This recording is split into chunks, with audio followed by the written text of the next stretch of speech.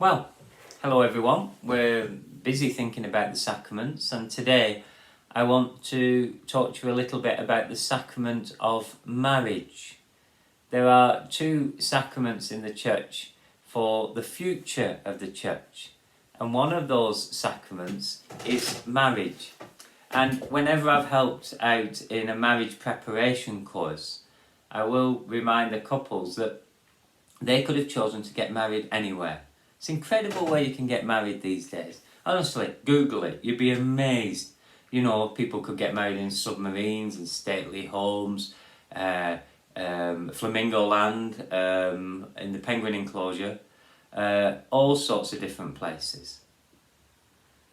And yet, if people choose to get married in church and choose for it to be a sacrament, then basically they are inviting Jesus to the wedding.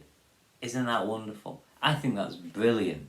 I mean, and that's living out the gospel. Let's not forget that the first miracle of Jesus, and if people say, well, how come Jesus could perform miracles? Listen, our faith teaches us that Jesus is the Son of God, become human. That's the biggest miracle. If that's what we truly believe, and God is action in the world, why can't miracles take place? Well, why not? And often, you know, we're too dismissive of God's power at work in the world. So, Jesus' first, I got a bit sidetracked there, but I'm back now. Jesus' first miracle, according to John's Gospel, takes place at the wedding feast of Cana.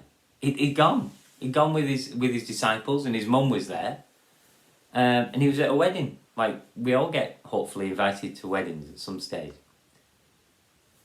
Inviting Jesus to the wedding.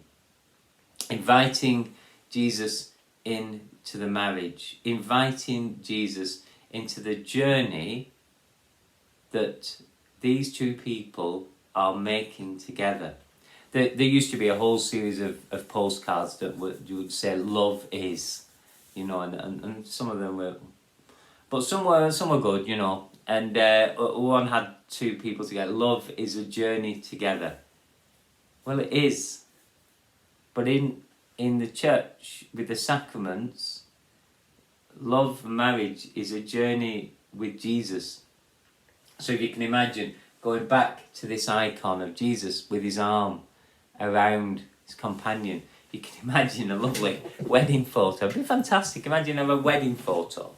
You've got the bride and the groom, and you've got Jesus there with his arm around them, either side, or maybe Jesus stood at the side with his arms around both the bride and the groom, or Jesus stood behind in the photo, not quite photo bombing, but, you know, hey, I'm here, because they say, no, we want you to be.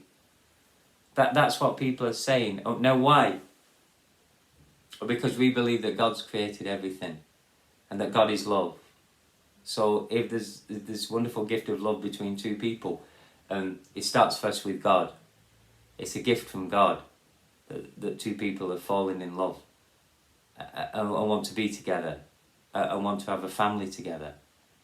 So it's only right and proper that people say, well, I want to give thanks to God, and I want to ask for God's blessing on our journey together. There's a beautiful part of the wedding ceremony where you give the nuptial blessing, and the promises that they make are extraordinary, because in marriage you're promising the future to each other.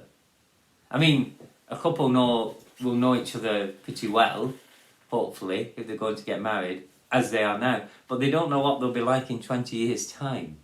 You know, people grow and change. So to say, to have and to hold from this day forward in sickness and in health, for richer, for poorer, till death do us part. That's a real commitment. They're not at the back of church signing a prenuptial agreement and going, well, you know, if it goes a bit wrong, I get a bit bored with you, or I'd like to go out with somebody else instead. We'll just, you know, they're making a real commitment. And for them to be able to do that, they need to be strengthened by Jesus. That's what we believe, that the sacrament of marriage strengthens the couple to make this journey together. And it's for the future of the church, because from happy and marriages, please God, the next generation comes forward of children, and then we have baptisms and we have first communions. So we've got the future of the church growing in faith. And that's marriage is part of living outwards. Talked about that in confirmation, not living like this, but living outwards. Self-giving, sacrificial love. Anybody who's married can no longer be the centre of their own life. But actually, if they just try to put their partner as the centre of their life, that won't work either. Even if they put the children at the centre of their life, that won't really work either. It needs to be Jesus at the centre. It's a bit like the way the sun and the earth, Copernicus said that, no, the earth is not the centre of the universe. The sun is the centre of our solar system, and everything revolves around that. And then everything's in its right relationship. So when two people choose to get married in church, they're recognising that the love that they have for each other is, in its first place, a gift from God. And they want to give thanks to God for that gift. And they want to invite Jesus into the centre of their relationship together. And the future, because they don't know what the future brings, so they want Jesus to be with them, walking with them on their journey ahead, and to ask for God's blessing for them. So they invite Jesus. It'd be lovely if we left one seat free at every wedding reception to say, this one's for Jesus. Hope that's helped a bit. Bye bye.